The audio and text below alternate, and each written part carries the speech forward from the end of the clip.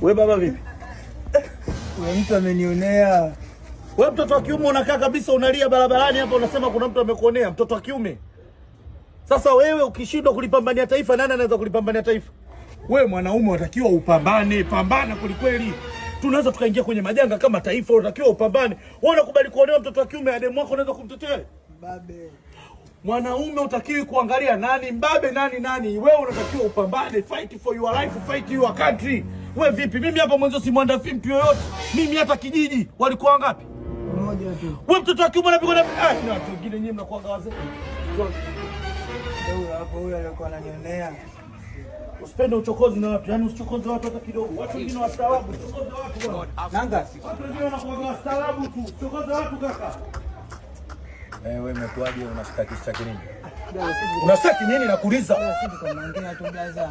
Tuko naongea. Siku nyingine mdogo wangu nikiona katika mazingira mabovu na kuchukulia vitu vyote. Sawa.